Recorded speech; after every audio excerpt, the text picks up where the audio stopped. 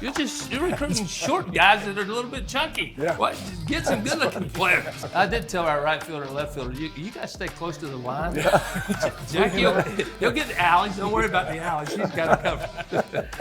Bases loaded, 2 outs. Who's the hitter you want out? Golly. It's been a great run, and I've been honored to be here for so long. This episode is going to be an awesome one. This is a guy that has spent 29 years here at South Carolina. He was the head baseball coach for 16 years, won 2 natties, 3-time National Coach of the Year, 21 NCAA tournament appearances.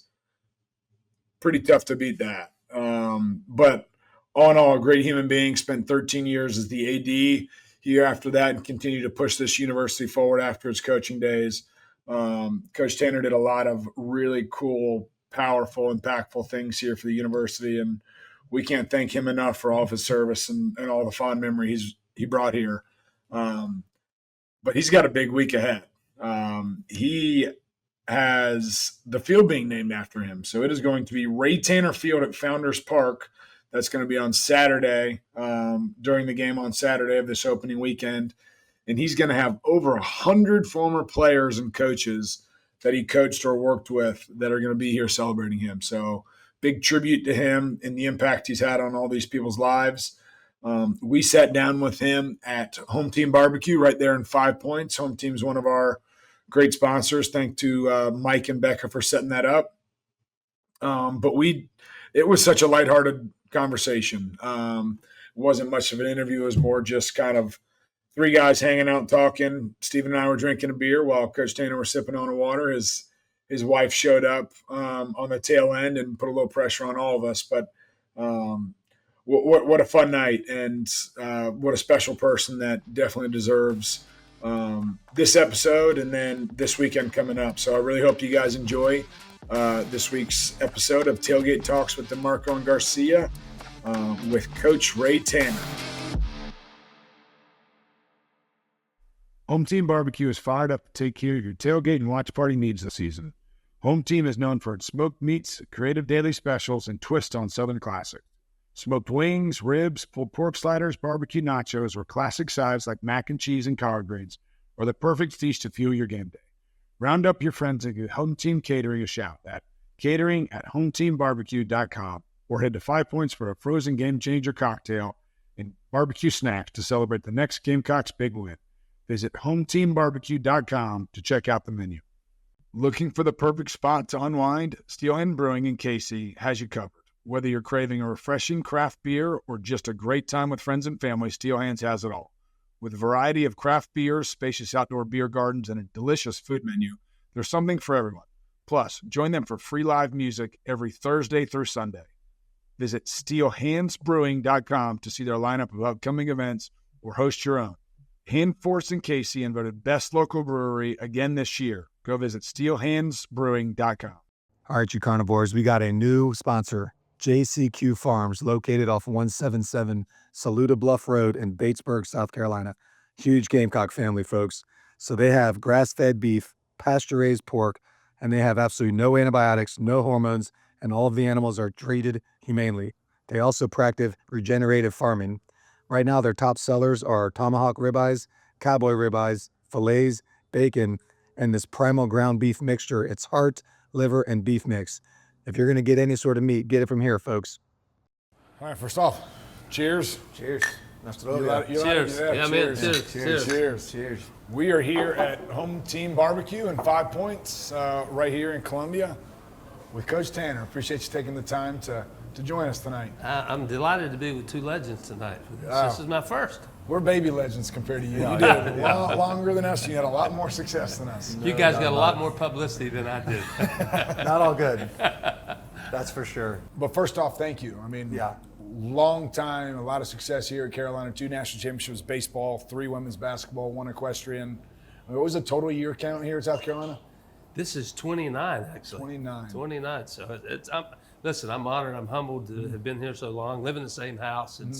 It's just been great. Now, I'm married a Carolina grad. Yep. So when we were up at NC State, she always said, I'd love to go back to be a part of the Gamecock country. Yep. I said, well, there's only one job. I'm just a coach. Yep. There's one job, needle in a haystack. She said, well, you never know. Sure enough, the call came. She said, we'll take it. I said, well, how much? She said, I didn't ask. So What'd you sign me up for? Yeah, that's how it works. But That's incredible. It's been a great run, and I've been honored to be here for so I'll long. tell you what, 29 years, you don't see that nowadays. No, there's It's so much people- turnover everywhere. I mean, shoot, you were baseball coach for how many was it? 16. 16. That's unheard of. Yeah. So thank you for all you've done here, all the success, all the memories. I didn't grow up a Carolina fan. I grew up in Gainesville, Florida. He was in Taylor. I grew up in Orlando.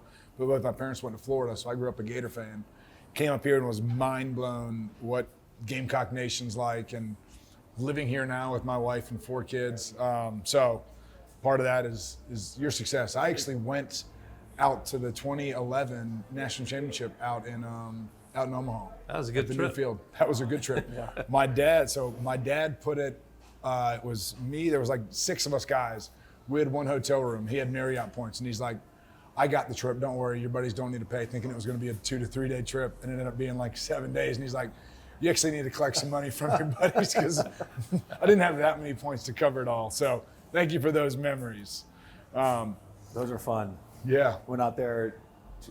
You guys won 2010 and Yes, 11, right? yes. Yeah, I remember me and my dad went out in both years, just for the. I remember when final. you were out there, you got some publicity. Yeah. He was sober. Yeah, it was. Yeah, yeah. It was- Hyman was. He was zoned in. Mr. Hyman was literally like following me like this, and I'm like, dude, back off, man, back up a little bit. But I'll tell you what, I remember looking around at Omaha and like seeing some of the girls that were out there. I'm like, oh my god, out of Omaha, like this is insane. But that was such a cool experience, man. And then for you guys beat Florida. You guys had, was it Florida that they? That you guys, We'll get into all that. Yeah, We we'll get wanna- in 2010. We beat UCLA, and in 2011 we beat Florida, that's in the right. championship. But you got it started 2010 with the big Alabama win. We just kind of said, okay, hold on, we got to. Football team's doing big things. Let's go. Yeah, you So we guys just- leveled you guys leveled leveled up. up. You took it to a whole another level. yeah. You guys started it out, and we said, come on, we can do this. But I think one of the coolest things about you and your success is like you did a lot of really cool things, winning 2 national championships coaching wise. But you won at home too. Your wife Karen and all your kids. How did you balance all that from coaching and then to being AD and as rigorous as that was? How did you winning on both sides is really hard. How did you do that and execute? I mean, I'd like to it's a tell tough you task. that I deserve credit for that. Sometimes you have to be real lucky, and you have to marry over your head, Yep. which you guys did. So Yep. I get it. But she's awesome. She came from the world of intercollegiate athletics, being a trainer, so she knew the lifestyle. But like you, we had little kids, and she made it work. Yep. And I was able to go out and do what I did. And the great thing, though, being a coach and going through those times, was perspective. So when you went home, it was perspective. It was like, hey, you got babies? You got to take the trash out? Yep. I don't care if you just beat Clemson. That's not that big a deal. There was a war on the baseball irrelevant. field. There's also a war going on at home. Yeah, so you just follow the order. So it's perspective. Yeah, I bet. That's very well said. That's a very good point. Yeah. That's a damn good point. But what's the difference? I got a quick question here. What was the difference between going from coaching to the athletic director? It wasn't, I could go back in time, but when I was an undergrad and I went to grad school, I thought I was going to be an administrator. I thought that was my ticket, that I loved college sports. I loved what it stood for. I played. And I said, you know what? I think I understand the dynamics here, and I can make a difference in the lives of student athletes. I was one. I get it. And I know there's football, there's basketball, and there's the other sports. So I kind of thought that was my path. But through getting my master's paid for by being a graduate assistant in baseball, I became a coach and recruiter. Yep. Well, that went pretty well, and then I ended up taking that path because I could recruit a little bit. We won, and ended up being a head coach at 27. So I got a head job early. But then after all those years, and I was 9 years at NC State, come down here for 16, I always told Dr. Mike McGee, who hired me, I said, I'd love to get back into administration at some point. Pastides, the same thing. And didn't know that it would happen the way that it did.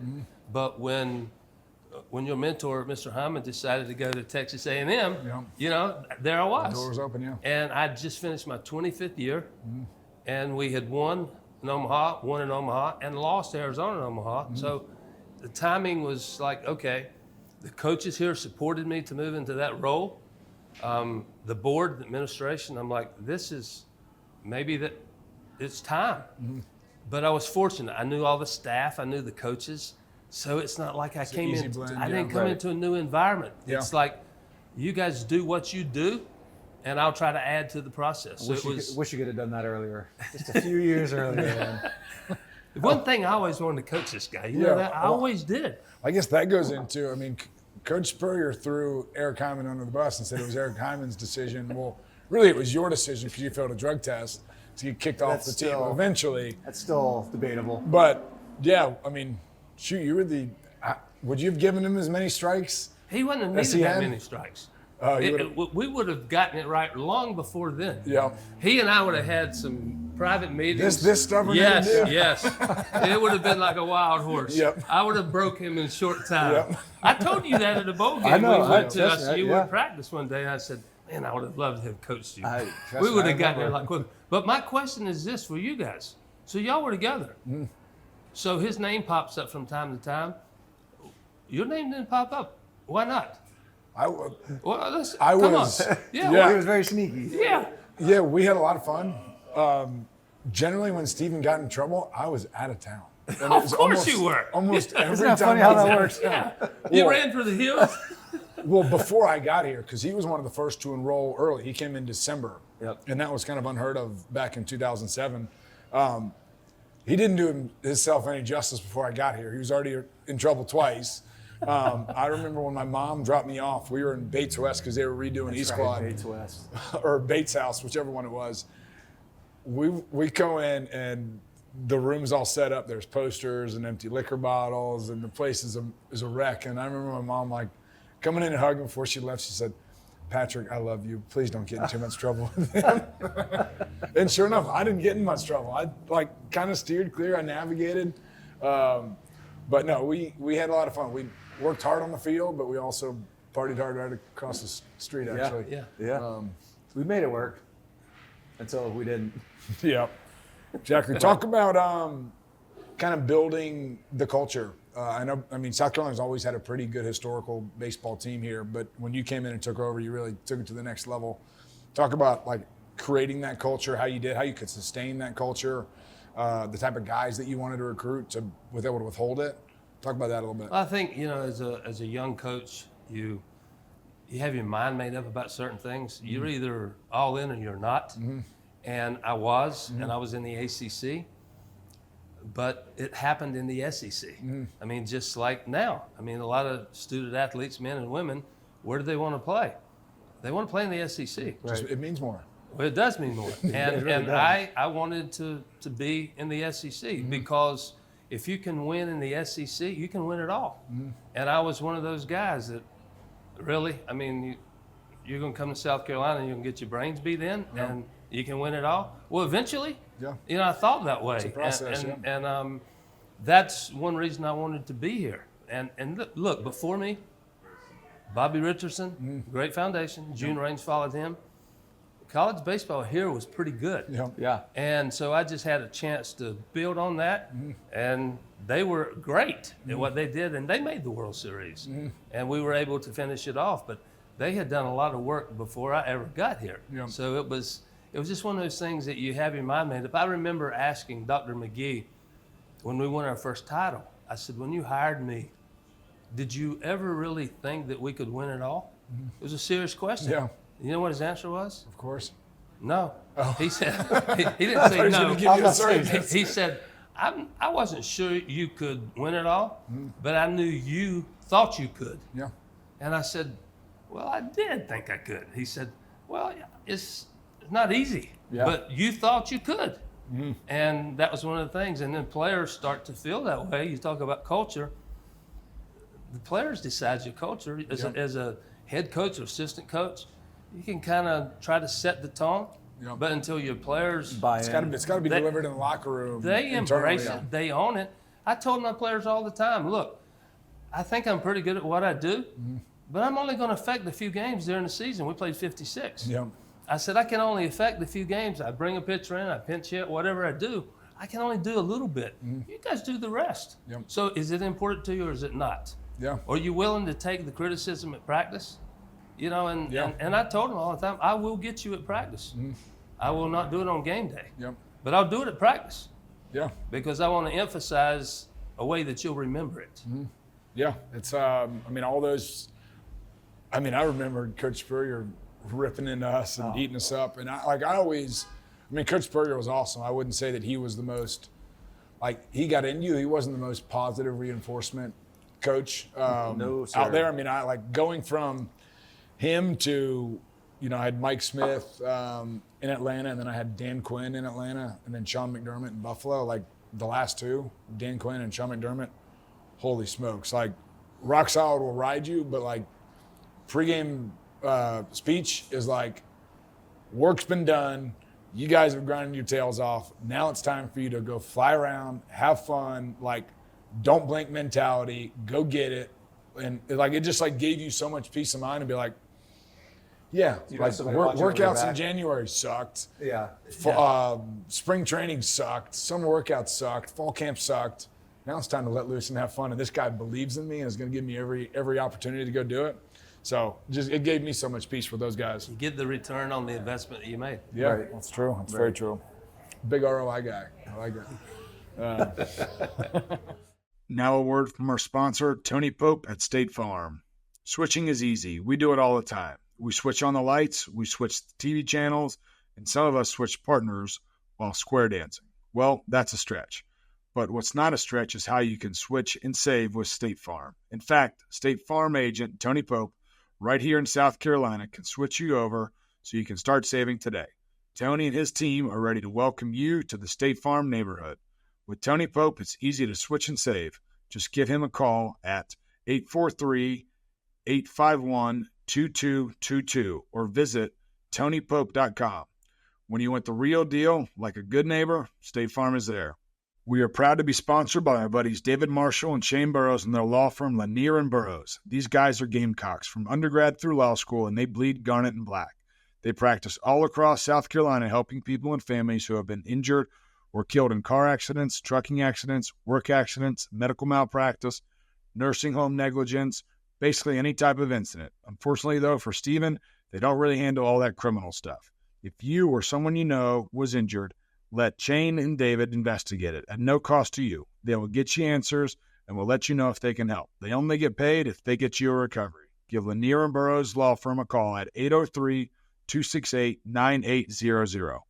Gamecock fans, if you want to look your best, go swing by Granger Owings on Main Street or in the Trenton Plaza. Granger Owings strives to deliver the best-in-class customer service paired with the finest fashion.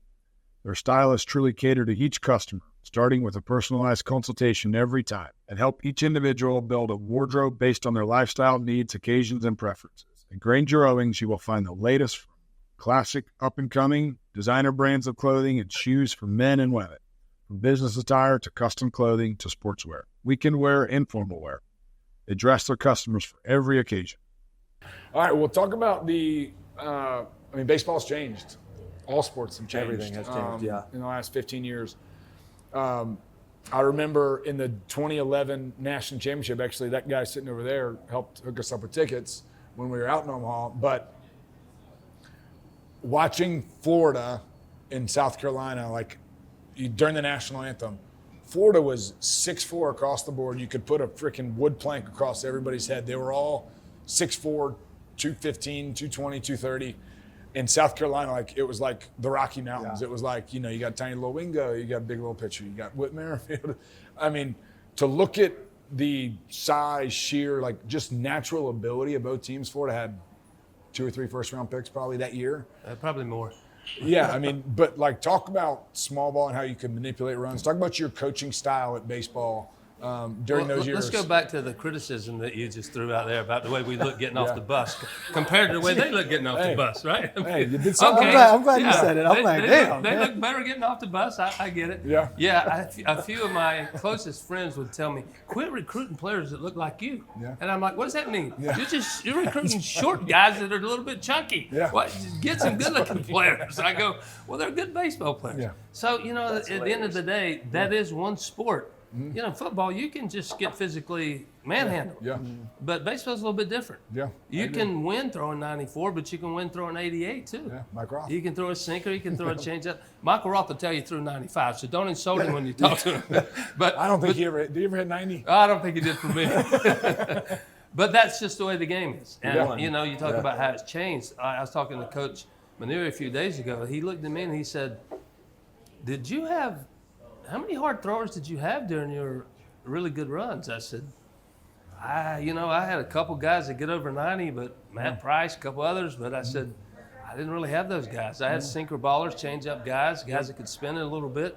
Just a different approach, but you could still win. Yeah, we had an eliminator in the outfield. Jackie Bradley Jr.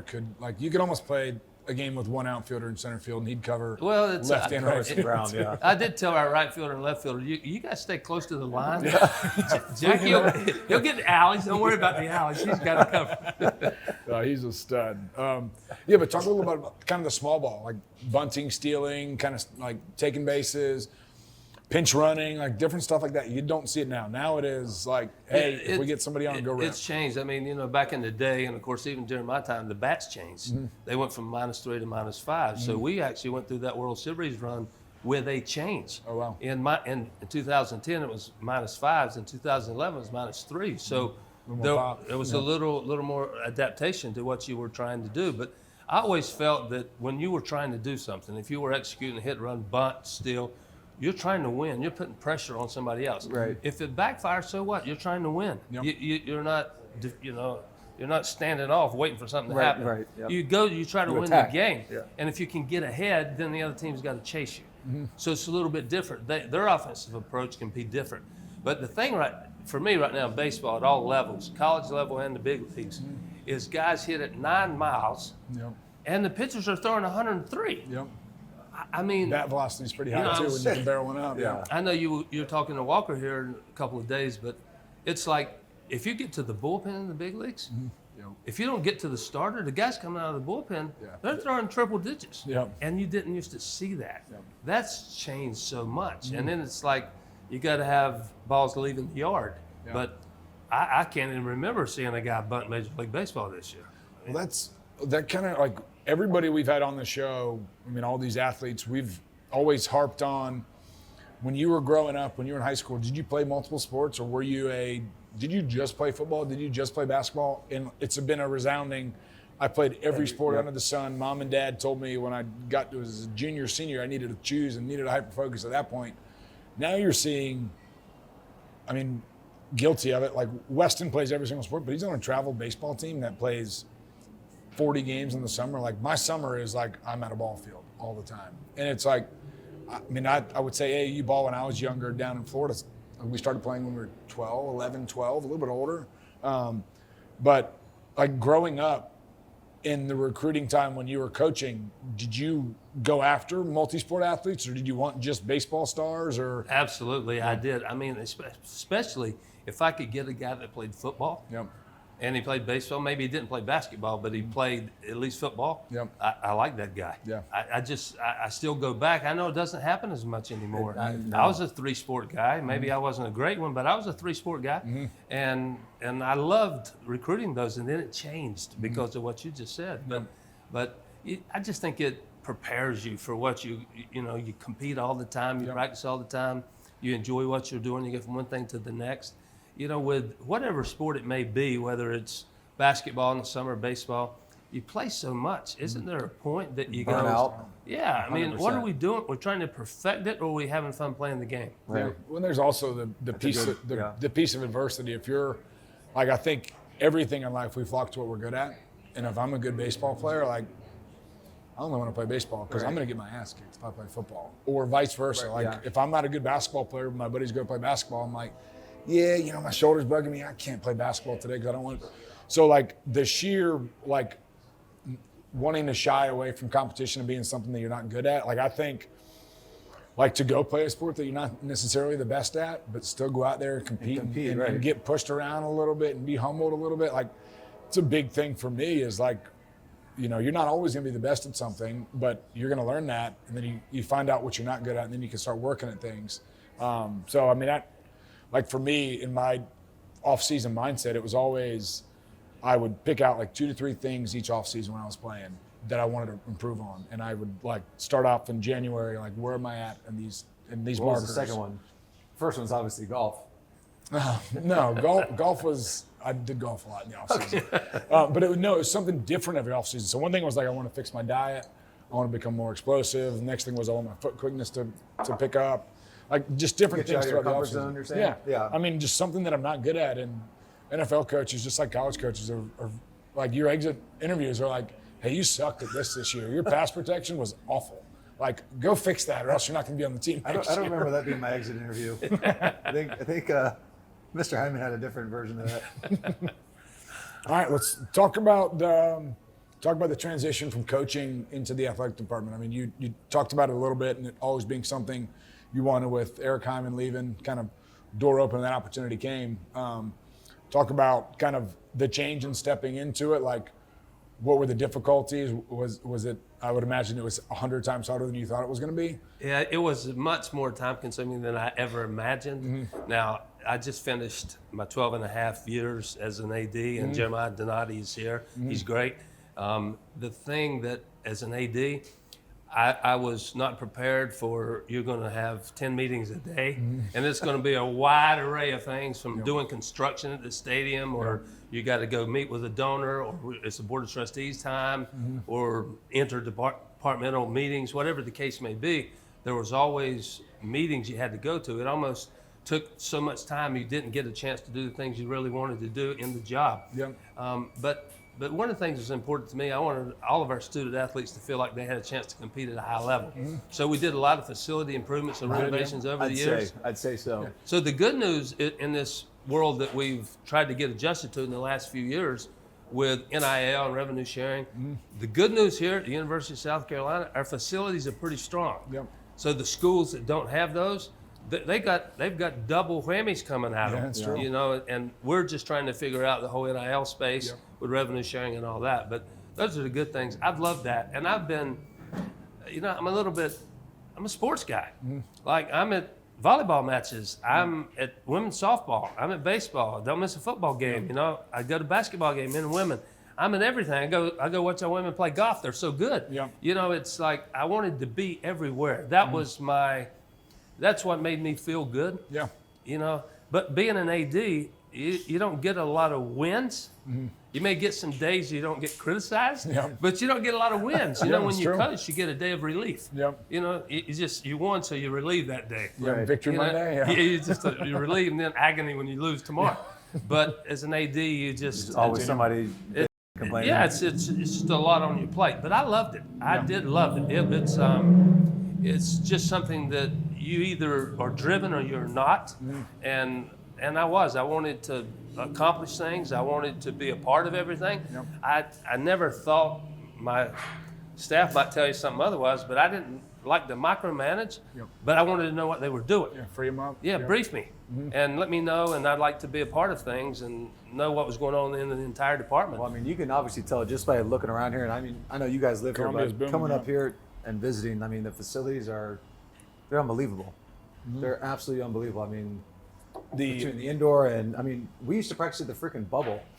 And we have like share space with the women's track and like tennis teams. would like manipulate rain to make sure we went to the ball. Yeah. Did you guys feel that? Yeah. It's good. It's good. You know, one of the greatest things when Coach Beamer got here, you know, we went through the process of hiring him, and when he finally landed here, we took him over to the football ops, the Kansas City Lawn Football Ops Center. Yep. He looked around and he said, you know, I'd heard this was. Yeah, you're giving me this. I'd heard this was pretty nice.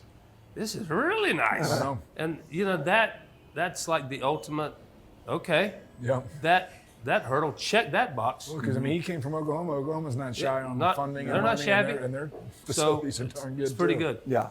Yeah. I I mean, mean, it goes a long way, as you just mentioned. I mean, it goes a long way as a, 17, 18-year-old kid coming out of high school. You'd walk around and you're like this, damn, this is really nice, as opposed to, It's pretty good. Well, I mean, you transitioned.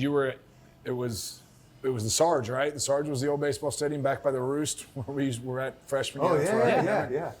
And then you were through. I mean, you were there a lot longer, but we were 2 years at the Roost and then 2 years over at Founders. I mean, like during spring when college baseball starts up, like the DeMarcos are at Founders Field at least once a weekend because it's such an awesome place. Playground for the kids. I can watch baseball with my older ones. Kirsten can go get a hot dog. There's ice cream for the kids. It is a great place to go. It was fun. And, I got a chance to put my fingerprints on it. Sometimes as a coach, we're going to build you something, but we'll take care of it. I had a chance to really have my fingerprints on that, so I took pieces from different stadiums around the country, professional and college stadiums, and tried to put it all together. And it really turned out to be super nice. Like our new athletic director, Jeremiah Donati, he just did a tour recently. He said, "Hey, this place is pretty nice." I said, "It was built in '09. It's not like yesterday." He said, "Yeah, but it still looks so good and it's in great shape." I said, "Well, credit to our staff for taking good care of it, but it is a good environment." The Sarge was awesome. Now the Sarge was like Fenway. Yes, it was. But Founders Park now is more like the new Yankee Stadium. So it works for both. It works both ways. What's up, Gamecock fans? When you're getting ready to cheer on the Garnet and Black, get fired up with White Hot Cinnamon Whiskey out of Hollow Creek Distillery. With only 3 all-natural ingredients and 1/3 less sugar than other similar brands, is sure to be a touchdown at your next tailgate. Ask for White Hot Cinnamon Whiskey at your favorite spirits provider, and be sure to visit their award-winning Hollow Creek Distillery over in Leesville, South Carolina. Go Gamecocks. Listen up, Gamecock Nation. Meet your new favorite streamer, Deputy Smitty. A former police officer and diehard South Carolina Gamecock fan, Deputy Smitty brings action-packed content to life every night on Twitch starting at 9:30 p.m. Connect with him on social media by searching Deputy Smitty and join his growing community on Discord at discord.gg/Deputy Smitty. So grab a drink and catch the thrills, laughs, and plenty of Gamecock pride in every stream. Tell you what, folks, download the Underdog app. It's legal in South Carolina. Use the code TAILGATE547, and they'll give you up to $1,000 bonus cash and a free pick'em. So, I mean, what the hell does it matter? Go ahead and lock it in. I remember I'll be president of the Letterman's Association here in about a year and a half, and I think it was last year you invited us up to your box to watch a baseball game with you, some of the board members and some of the other Lettermen. Remember watching a game and like you were awesome talking to us, but like in between, like every pitch, like you'd be mid-conversation and like you'd see like the clock of like knowing when he's about to throw, and you'd stop what you were doing and you'd go out and you'd watch the pitch and then you'd step back in. And you were so dialed in. When you left, I was like, he's like coaching from up here. Because you left the room, I'm like, I wonder if he's going to call the head coach. And he's like, you missed this, you missed this. That was a good time because my first couple of years out, it was like I had Tourette's. I would be up there watching the game, and I would be, I would be flinching the whole time. But I got over that part. But I still enjoy it. It's just like 3rd and 3. It's like what are we gonna do here? We'll get a tight end involved. Or we're just gonna try to push him off the ball. I mean, that's what you do if you love sports. Once a coach, always a coach, right?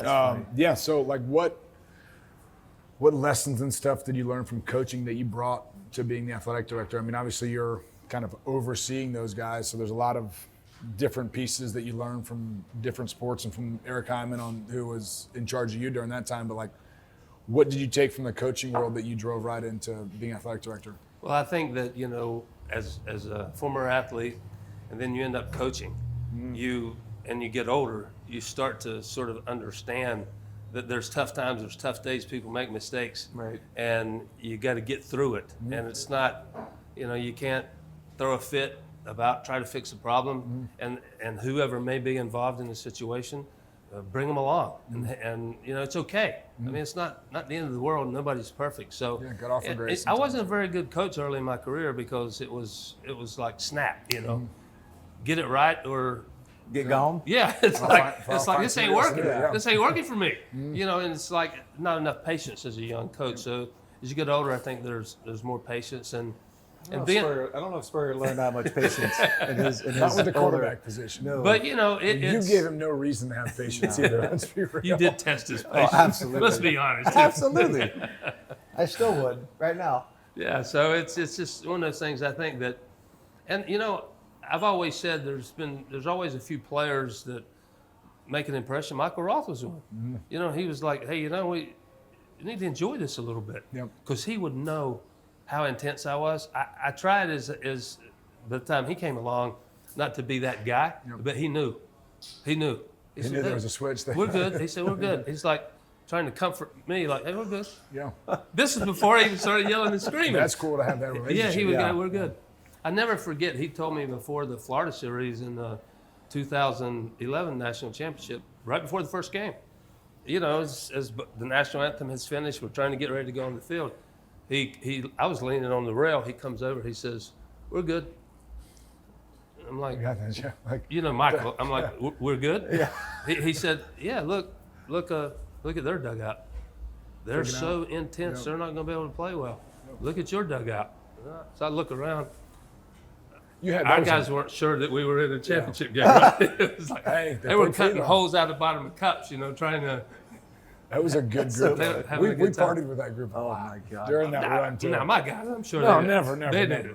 It was all football. Adrian Morales is coaching down in I know. Miami. Okay. So he just, out of the blue, texts me and he's like, hey man, I got this guy from South Korea that is coming to do rehab in Tampa. Do you have a place for him to like crash? I said, for how long? He's like 6 weeks. I was like, all right, yeah, here's, you know, this is, you can rent out my whole back house and just, you know, just pay me, you know, whatever. So he comes in, this guy's, I've never seen a South Korean like that, like in person.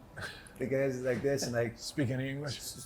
Spoke great English. The funniest freaking guy I've ever heard. His name was Wu. And he was Adrian so funny. was really funny too. Oh my God. But I was asking Wu the first night, I was like, dude, like, you tell me about like your relationship with Adrian. He's like, he is very, very intense guy, but when it's time to like have fun, he has fun. Yep. And I was like, man, that's kind of wild. I was like, I haven't heard from Adrian in years. And he's like, hey man, can you house this South Korean guy for a little bit? He's a kid too that, you know, he'll tell you he's probably 6 foot. He's probably 5'6", 5'7". Tops, right? yeah. So he played for me. His skill set was short. He won't watch this, will he? Probably. Maybe not. Go ahead. He's short. I think everybody would say he's short. So his skill set, you know, his arm was not great. Yeah. No power. He couldn't play deep at third because his arm strength wasn't great. Yeah. But the reason we signed him here, and Mark Calby recruited him, and Mark told me, he said, look, I just evaluated Morales. Skill set's not for us. But, I said, what's the but? He said everybody that he plays against down in South Florida hates playing against him. I go, why? Why does it hate playing against him? He's just one guy. He affects the whole team.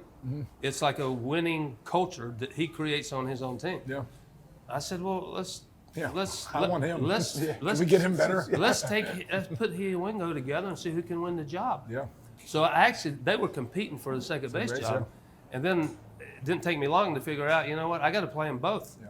So that's how Morales went to third. Okay. And he man on third, one out. He's scoring with Morales, and Morales might not hit 20 home runs. He might not hit 350. Yep. Man on third, one out, scoring because he's going to get him home. Yep. But Morales' favorite line to me, every time I talk to him, he says, hey, remember, I got you 2 rings. He takes full credit. You did your job. I go, thank you, brother. I appreciate it. I love that. All right, talk about you were AD at South Carolina during like the biggest transition probably ever in college football with NIL, transfer portal. Talk about navigating that stuff and like learning on the fly, because it was like happened overnight. Open Pandora's box, and it wasn't like the NCAA there weren't many parameters. It was like, hey guys, figure it out. Yeah, you know, it's like you guys have been around baseball enough to know that it's hard to hit a really good curveball, and it's coming. That was a hell of a curveball. And you know it's coming. You go, okay, well, how are we going to hit this? Yeah. Well, I mean, we were in a place before all that hit. Before you didn't experience this. No. So you had a full scholarship to play football. You got $700 a month cost of attendance. Okay. You guys didn't get that. No, that wasn't around at your time. You got like weekend money, $40 a week. Yeah, you didn't get that. So it's called cost of attendance. And then the Austin money came into play, where you got $2,990 per semester if you were eligible and you returned to school. Yep. So it was like a bonus. So you got that to fall in the spring. Yeah. So you just do that math, and it's a little bit over $10,000, right? Yep. So it's a pretty good deal. You didn't experience that. Yeah, no, I didn't. And then here comes college kid. Yeah. Here comes NIL, right? And we hadn't gotten a revenue share yet, but here comes NIL, and you go, okay, well, we have to navigate this. We got to make it work. But we really didn't. You didn't have a template. You know, it was very difficult. Now, let me say this. I believe in name, image, and likeness. We live in America. This is the greatest country in the world. I don't care if you're a football player or not. Yep. I mean, you know, Stephen Garcia makes an appearance tonight, and somebody wants to pay him $50,000. Good for him. Yep. I can't get 50 to make an true, yeah. appearance. Dakota, you hear that? I'll take a beer though. He'll make an appearance somewhere here tonight. But you know what I'm saying. So I believe in it. But you know, we're still trying to grow through it. Yeah. And come July 1st, things are going to change a little bit. Revenue sharing kicks in. There's going to be some parameters, market value, if you will, around NIL. If it all goes through, the judge on April 7th, if she accepts the settlement. So we still don't know the entire outcome. The playing field could get more level, but it's still a process to be navigated. Shoot, I mean, I thought even with the 12-team playoff this year, like there was a little more parity across the board. Like there were teams that, you know, granted the teams that won that were supposed to win in the playoff, but they were a lot closer games, and it was cool to see kind of the spread. Like it wasn't, you know, it wasn't Georgia and Alabama in the national championship every year, and it's not going to be moving forward, which is cool. But it's where we are. And you know, You can't go back in the box. No, and you know, people say, well, athletics is just a business. Well, it's really not a business. If it was a business, we would have college football, maybe a couple other sports, and you wouldn't have any more sports. True. So it's not a business. It's not. And as you know, back in the day, football paved the way for the other sports. Hasn't changed a whole lot when you get to that. Now there's revenue being produced in men's basketball and women's basketball. Baseball does well in a lot of schools, and then it drops quickly. But we're having to navigate it. I went through probably 10 or 11 years as an AD where we operated in the black. We did very well. Our revenues outpaced expenses. That's going to be very difficult to do going forward at any school. Now there may be there may be 4 or 5 schools with tremendous revenue that can handle all the expenses, but very few.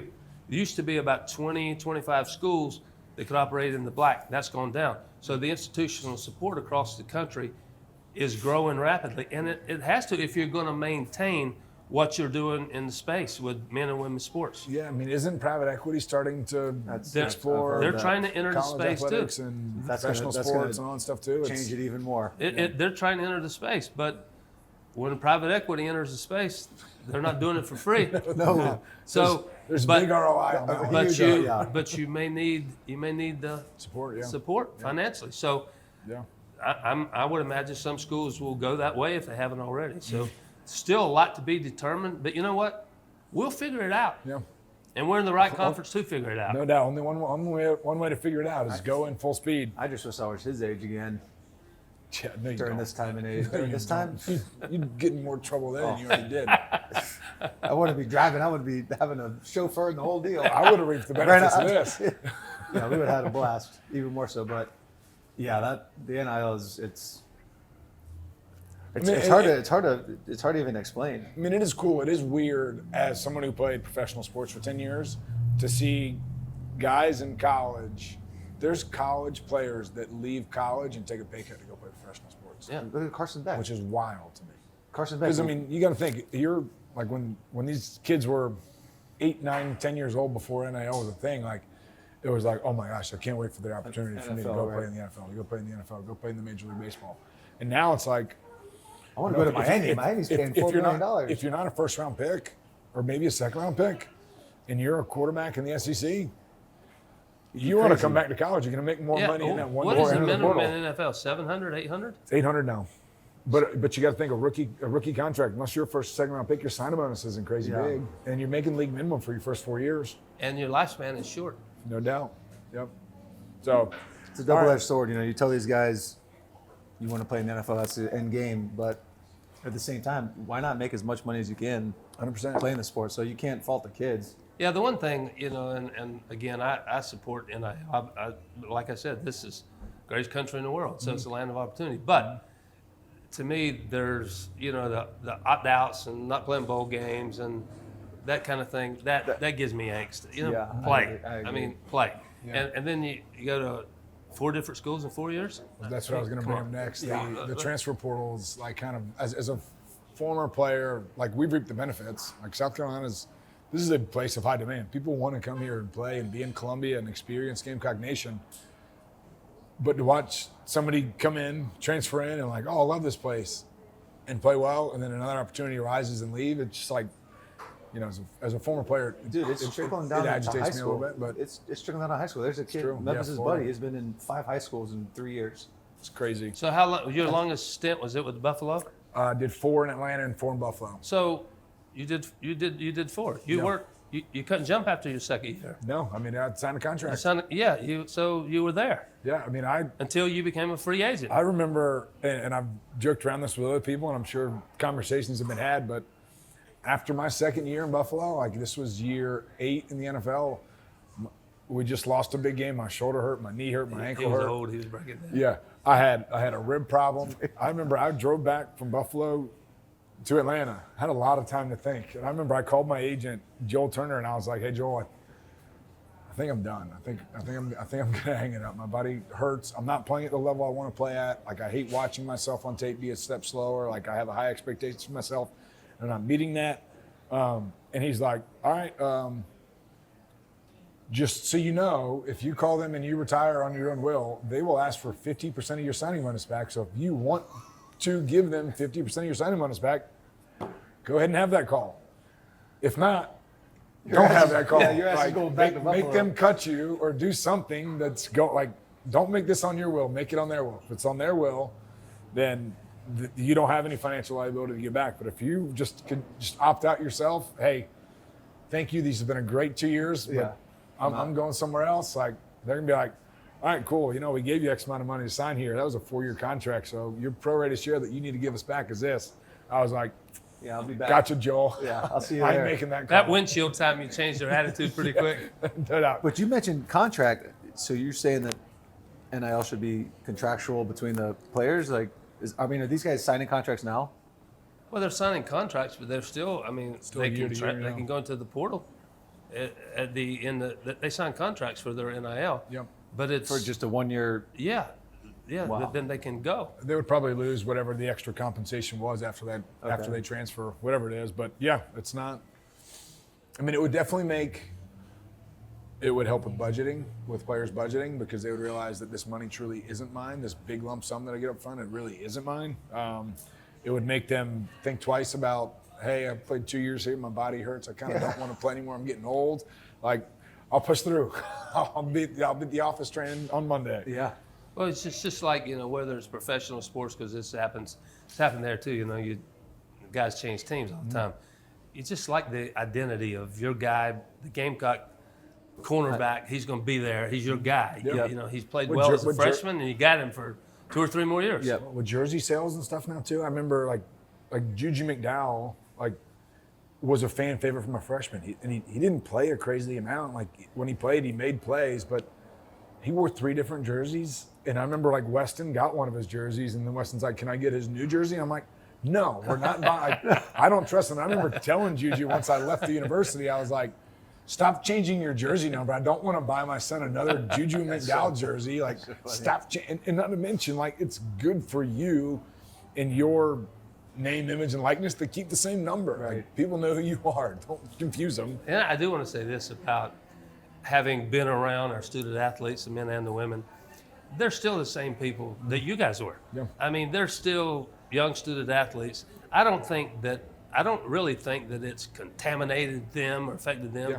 But, they have agents. They have people parents that are on more yours, man. involved, Yeah. handlers. Yep. So it's more a lot of that than they're just playing the game.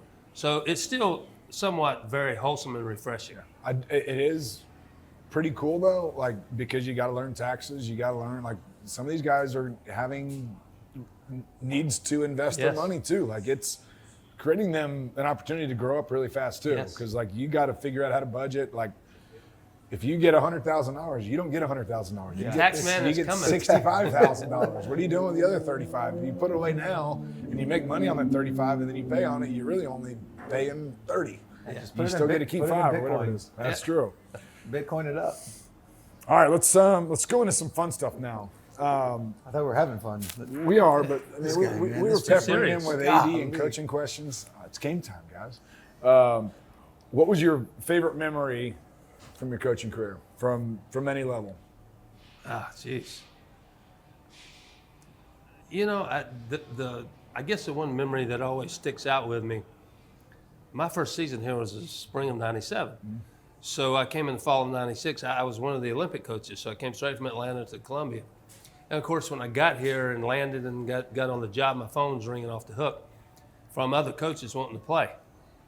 And I'm like, what? Am I the homecoming game or what? I mean, I just got to town. A team can't be very good, right? It's a transition going on.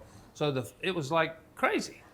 And then our first spring was '97. We were very competitive. Had a pretty good team. Coach Raines had left a pretty good team. Pitching wasn't great. Had Brett Jody, you remember that name, but didn't have a lot. So by the year 2000, we were number 1 in the country.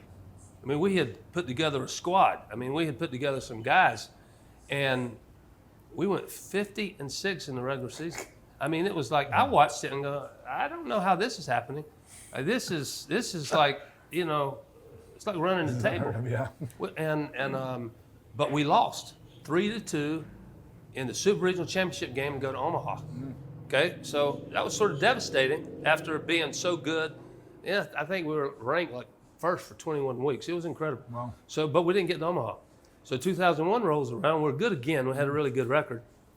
We go to the Super Regional Championship game again against Stanford in Palo Alto. We lost by the same score we did in 2000, 3-2.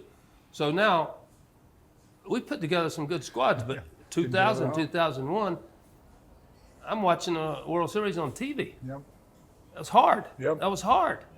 And then I knew we weren't going to be as good going forward, just talent, draft, that thing. And then the next 3 years we go to Omaha. And I'm like, How does this work out? yeah, how did this, you know, and the word that grew out of all that was, hey guys, this is really about staying in position. It's not about you got to win today, but are you in position to win today? And you can't have 22 goals on the board, or we got to win this, we got to win that. Coaches do that. I never did that. I go, it's just be in a position to be a good team today. Yep. And if we are, it's going to work out. Well, it kind of worked out. And then, you know, we had a good run, and then we missed a few years, and we went back and won it. So it's kind of like we just stayed in position. And that was it was so memorable in a tough way that it was devastating. I mean, I was like, maybe I can't do this. You know, you had a good record, but I couldn't win the Super Bowl. That's the Buffalo Bills the last 5 years. You know, I couldn't do it. It's like, well, maybe maybe I'm holding us back. Yep. All right, well, that kind of leads into, I had some notes here of the 2002 Miami Miracle. Talk about that a little bit. The good news about 2002, the score was 4-1 going to the ninth. So I knew we weren't going to lose 3-2. You're like, We were losing 4-1. covered So that. I said, I knew, we're good there. We're not going to lose. But we rallied in the ninth. This was at the Sarge against the Canes. Yep. And this is a crazy story, but Fox Beyer, you may remember him. He was my bench coach. He was a young man that went to school here, and he had cerebral palsy, but he was a baseball guy. He was great. He's behind me. He was really knowledgeable in the baseball circles. He was really emotional as we were trying to play the ninth inning, and he's behind me, and I'm thinking he's going to need some medical attention, right? But really, he was just in tears. Well, we haven't even started the inning, right? And I'm like, what? We're going to do it. What's happening here? We still got a chance. What are we doing? So it's like double, you know, and it's like walk, double, you know, it's like pass ball, double. Tears of joy. And before you know it, I mean, we took the lead, we held them in the ninth, and we go to the College World Series. After impossible, right? It's just impossible. Yeah. And so when the dust finally settled, I said, Fox, what in the world happened to you? He said, I felt it. I said, well, why didn't you whisper in my ear? So I wouldn't have been so uptight all ninth inning. But it was just, it's just incredible that you get over the hump. It's like a sigh of relief, and you know, it was a great win for us for sure. All right, talk about the difference in what are the two stadiums in Omaha? Rosenblatt, and then TD what's the one? Ameritrade. Talk about, I mean, you won one in each, 10 and 11. Yep. Talk about the difference in the two stadiums, completely different vibes. But talk about going out there and closing down Rosenblatt and then opening up TD. Well, I mentioned this earlier, but Rosenblatt Johnny Rosenblatt Stadium was, that was the College World Series in Omaha. It was incredible. Old stadium, like Fenway Park we talked about. And, you could smell the burgers cooking, people tailgated yep. like it was football. Yep. I mean, it was just an environment. And the ball flew. Yep. Like, it was all over. You hit balls out everywhere. It was It's a good place to play. It was a good place to hit. Yeah. It wasn't a great place for a pitcher. But it was just fantastic that it was going to be. The other stadium was under construction, so we knew this is the last year of Johnny Rosenblatt. We get a chance to play the last College World Series, and then to win it the last year in its existence. That was pretty special because nobody can repeat that. Yep. And I remember before they actually turned the lights down, they dimmed them. And then they brought the bugle out to home plate, and I'm like, oh, this will make your hair stand up on your neck. Yeah. That was pretty neat. And then, the next day we're on the way to the airport, and I asked the bus driver, I said, can you drive by the new stadium site? He said, sure. And so we drove by TD Ameritrade, and I asked him to stop the bus. Players they didn't know. And I stood up and grabbed the microphone from the front of the bus and said, hey guys, last night we closed down Johnny Rosenblatt. And next year, we're going to come here and we're going to win it again. Yeah. Now, that was so uncharacteristic for me as a coach. I never said stuff like that. My assistant coaches was looking at me like, It's kind of Spurrier-esque. You've lost it. You've lost it. I love it. And sure enough, we go back and win it again, which baffled me. But TD Ameritrade was like playing in the Grand Canyon. Yep. You'd have to hit it, a pick big it up, field. hit it again to get it out. It's a big field, yeah. It was big, and the ball didn't carry. So it was like, I think 7 home runs hit the first year. Yep. Total. Yep. So it was a completely different way to manage. I think that was, Christian Walker may remember when he played here, I would never allow him to bunt. I would make him fake it once in a while. You're not allowed to bunt because you're up there to hit. Yep. And you're not stealing a base. He stole a base in Ameritrade.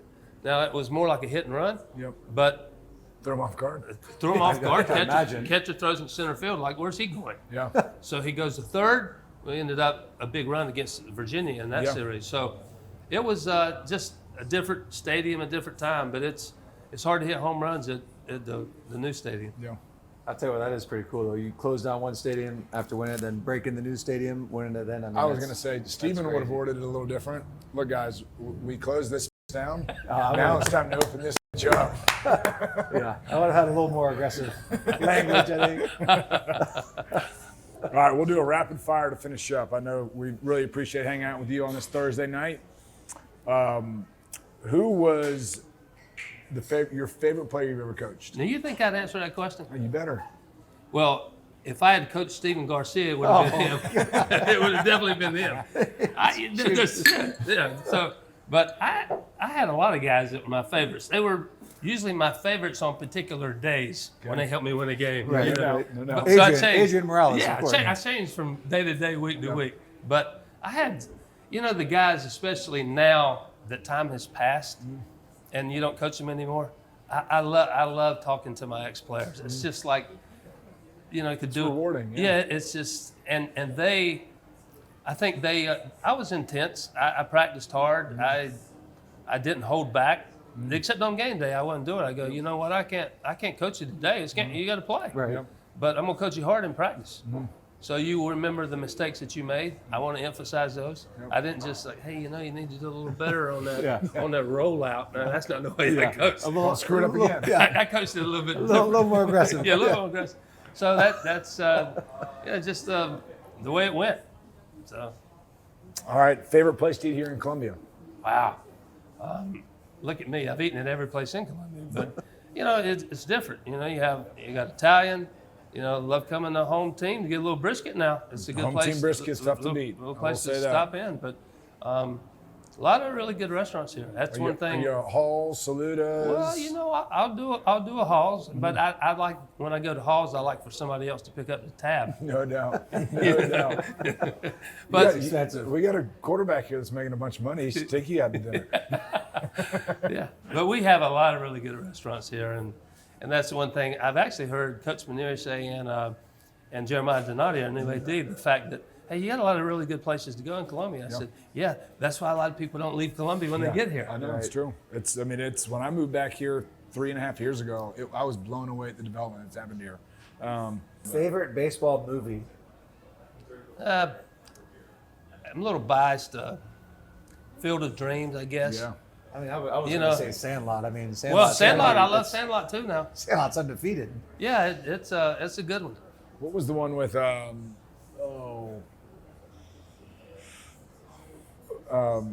Costner? Is that Bull Durham? That was one of them. The one where here's the pitcher and he hurt his hand and his wife.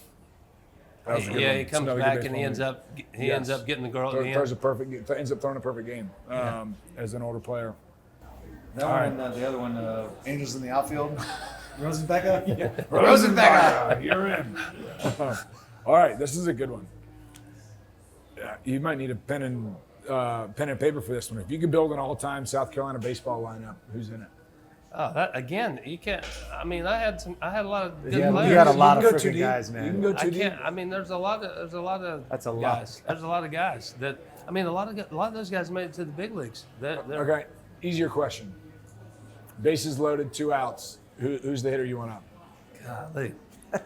That's hard. That's hard because I mean, it's different. There's good hitters, and then there's clutch hitters. There's yeah. I mean, and What about just taking a hit? yeah, it's Wingo, crowd the Wingo, Well, it's like it's like real quick story. Like when Wingo got here, he could glove it. He could play defense. He could really play defense. He had some of the best hands. And I said, Wingo, listen, you can really slap the leather like nobody's business. As a freshman, you're going to play the 8th and 9th inning. And he's like, What? 8th and 9th inning?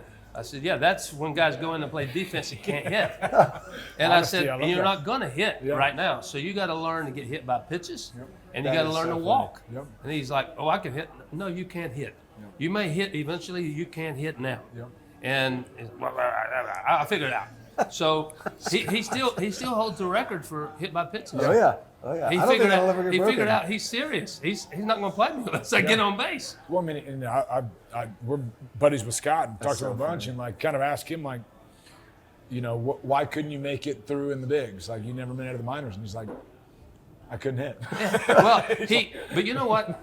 When we would finish our workout, I usually go back up to the office upstairs. I'd be the last one to leave, and the players would be gone, and the cages were downstairs, and I could always hear somebody there. It's like Wingo by himself, because he had a machine then and tee work and all. He would stay there because he was determined. I'm going to eventually hit. He did hit his senior year.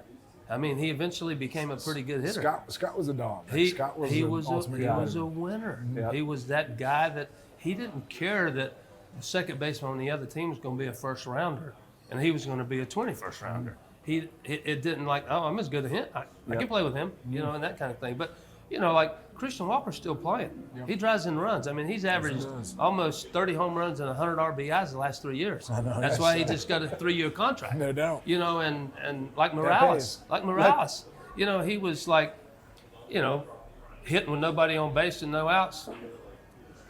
He's not motivated. Yep. But put a man on third with 1 out, he's scoring it. He's bringing it. He's not taking 2 strikes. Yeah, it's true. He's bringing them home. So there's been, so many guys, and I've been fortunate that, almost every player, occasionally you'd lose somebody, but they would accept the fact that I may be a little bit crazy, but they would accept the coaching because you got to do this to win. Right. They've won Proven here. winner, yeah. Yeah, exactly. and if they're going to win with me, I've got to do the same thing that's been done before me. Yeah. And then they learn after a while that the older guys run the team. I'm just driving the bus. Yeah. But it's the older guys' team. I'll never forget, and I'll use Roth's name. He came in one day, which, Roth, he was a great student, international business and all that. But Roth probably didn't miss too many parties, I'm guessing. He got after it. But he told we have the me. same birthday. We're both on the same. Yeah, but he told me one day before a game, he asked me, he said, hey, he asked me about this kid. He says, is he in the lineup today? I go, yeah. He goes, take him out.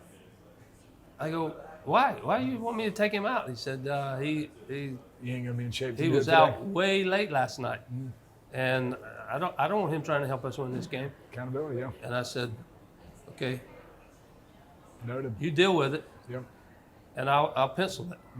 And when you got guys like that, that's a good you're leader, gonna you're gonna win. Good And he actor, also that's told the kid, "You're not playing, and you don't deserve to play." Yep. And it's not like he snuck around. I mean, you get enough guys like that, Culture runs itself. Too. Yeah, the synergy becomes strong, and you have a chance. There's so many good teams. I don't care what sport you play. Basketball right now, in the SEC, we're like 14-2. I know. Coach Parrish is having a tough run. He's got a really good team. I know. He's Been like he's 3 got a good games. team, but Yeah. women's basketball, what Coach Staley's done, everybody's good. So you got to try to have something. You got to have a little bit to separate yourself. It's all I would always say. You're going to lose a third of your games. You're going to win a third. What are you going to do with the other third? Right. You can't win them all. You just That's true. You That's just a great can't. mindset. You got to win the percentage of games in the balance Yep. to decide your season. Well, you just said doing the little things. I want to ask this before I forget about it. What is and you can answer this too, the VR and sports training? Did you guys with the Bills, did you guys do much of it? Because the reason I asked this guy, I saw Jaden Daniels was just talking about it Yeah, he was a couple weeks ago. He's a big guy doing it. He's like, the game has slowed down drastically because I look at VR and I know like what I'm reading, where I want to go with the ball. Is there any VR in baseball? Yeah, I would assume there is, right? Yeah, and the thing is, and you brought up the key point. Can you slow the game down? Yeah. So the guy's throwing 94. Okay. If I see 94 a bunch of lot- times, yeah. Yeah. Can you take a deep breath and go? I just got to get it started a little bit earlier. I got to be a little bit shorter. Yep. I'll be on time. Hitting is about adjusting to the pitcher, and pitchers are trying to get you out so you can adjust. Yep. Well, somebody's got to win that battle. Right. And that's the part of it. But if you can slow the game down, you're going to be more successful. Yeah, we in Buffalo, they might now, but not when I was there 4 years ago. There was no VR, but there was.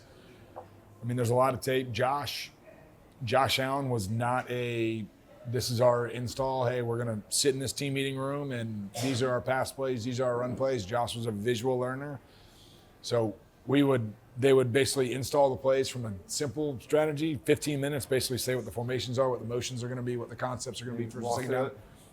We went to the weight room. We had drop-down projectors in the weight room. They put the plays on the weight room. Josh would sit there and read it and see kind of the picture, to visualize it. They'd zip those things up. They'd say, all right, Josh, call the play. And you'd have to turn around, call the play, everybody get lined up. And he'd go through his progressions, and the OC would be like, where's your first read versus cover 2? Where's your first read versus cover 3? And he'd have to walk through it. And this was That slows the game down. But they did this. This was my last year there, and obviously since then Josh is like a baller. And I'm like, dude, Josh kind of stunk the first 3 years when I was with him. I'm like, I wish I had that Josh. Like that would have been fun. He developed. Oh my gosh, yeah. But that's another thing. It's like college football or college sports in general. Like, it's a developmental league, but it's not really a developmental league. Like players want to go win now. Coaches want players to win now. It's not like a scholarship kid it's not like a scholarship kid gets 3 years anymore to develop if you don't see that sliver of hope along the way. Yeah. They're jumping out and getting It the is, portal. it is crazy, but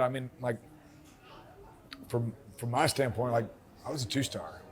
In today's age, Pat DeMarco doesn't get a scholarship offer in South Carolina because of portal, because of all the intangibles and stuff like that. Like, I'm going to walk on somewhere and I'm going to play at a high level, and then I might get an opportunity down the road. But there aren't many 2-star fullbacks that are getting offered in the SEC. We would have got you out of the portal, though. Yeah, you would have. Hey, as long as you pay, okay, I'm coming. So you've been dodging questions. You haven't answered any of my tough questions. Pretty savvy. Yeah, you are. Good. You go back to the World Series. Series is tied 1-1. You could pick any starting pitcher to pitch for any of your Gamecock teams. Who are you putting on the mound to win Game 3 and win it You all? can't ask me that question. I had guys. Michael Roth, he was a great one. How about Blake Cooper? Yeah, Blake Cooper's a stud. Garrett Cole's in the big leagues making $8 zillion, right? Yeah, that's true. Blake Cooper beat him in the College World Series handily. He went 8 innings. Yep. Cole didn't make it to the 8. We got more hits. Blake gave up 2. So it's like big game guys. Matt Price. Matt Price, I that's what I never was put thinking Matt of. Price in a game that wasn't on fire. Yep. I didn't go like, hey, Matt, go get him, big guy. That's gonna be fun. I put him out with the big bases loaded. Yep. It was on fire. Figure this out, Matt. Yeah, quick story on Matt. We were trying to get to the World Series I guess it was in 10. We had to go through Coastal. They were really good. I went to that. I went up to. So it was Myrtle 100 Beach for that. degrees. The bases are loaded. It was the sweatiest I've ever been. I bring That's Matt serious. out, and I said, "Hey, they're good. We if you can hold them to 2 here, if you can hold them to 2, that's not." Bases loaded, no outs. If you can hold the opposition to 2 runs, you got the tying run on deck circle, right? So you put it in perspective. I said, hey, Matt, just hold them to a couple. Don't try to do too much. Just make some pitches, and we'll get out of this thing. We'll hold them to 2. If they get 6, we're in trouble. Yeah. He goes, okay. So he's good. He's an All-American. He whiffs the first guy. Yeah. So now it's bases loaded, 1 out. The next guy hits a comebacker to Matt. So he goes 1, 2, 3, double play. We're out of the inning. You're like, glad I No saw- runs. glad I So he called runs that in the guy. dugout and he stops me. He looks at me. He goes, that good? "How'd that work out for you?" I said, incredible. "Well, that's better than 2." Thank you. I love Christian that. Walker hit one to the moon. Yeah, love I that told field. Christian, I said, I keep hearing that story, That's from so people funny. on the beach that you hit a ball 800 feet. I don't know. It'll be 1,000 next Yeah. year, but it did go a long ways. Bomb. I remember sitting That there. was- We were on the third base side, and he ripped it. I'm like, oh my gosh, that Yeah. ball is hammered. That's when you go, you know what? He may play at the next level. Yep. All right, these are the last 2 questions we've asked everybody. These are not on here. Of all the players you've coached during your time, this one should be easier. Who's the Steven Garcia player that you had to coach? Who's the one that gave you the most trouble, that caused the most commotion during You're your really coaching taking time? a shot at one of your best friends. Well, right? he's going to take a shot Hey, at me here in a second. Well, hold on. I know the deal. He had a few blemishes. Yep. But you were right there, and you avoided all the blemishes. Yeah. That's not right. Fullbacks, That's not right. fullbacks don't get I the, think we don't should get the go, shine. I think we should go back and expose it. show the tape. Yeah, Pull up show the the tape. tape. We'll pull up the tape from Village. I'm sure. I I'm think sure Brian's I got. No. got in a lot of trouble the night we beat Alabama. I dodged some bullets. That probably in a different way. In a different way, Morales. Really? Yeah, he was hard. He didn't like the practice. Mm-hmm. No, as a coach, you prepare for a lot of things that never happen. Yep. That's what you do as a coach, Mm-hmm. because the game's 100%, 75% is this. These other things are going to happen 5%, 10%. So we would coach. He'd play in third, and I would coach bunt defenses and the wheel play and all the different things that you try to force a guy at third. And I'd go through all the different sequences, and he'd get frustrated. And I would be around the third base coaching box. So one day he says, "Why are we doing this?" He's going to disrupt the practice. Why are we doing this? I go, because it's going to happen in a game, and it's going to save us that game. You're not going to call this play. He said, "I've been playing for you for how long? You've never called it yet." So he's like, So he's a vet at this time. He's a disruptor. Yeah. He's a So I had to say, okay, go in for Morales, right? I have to take him off the field Yep. because he's a disruptor. Yeah. But disruptor. so You need to get a shirt made that says that. were you a disruptor? Oh yeah, Okay. absolutely. But in a good way. Yeah. But he was a money player. He Yeah. was, and he didn't. He would, we tried to play classy, tried to play the game the right way. But if we had a team that another player was disrespectful, Morales wanted. He started yapping a little He bit. wanted that. I got this. Yeah. Yeah. And he's 5'6", and that guy's 6'4".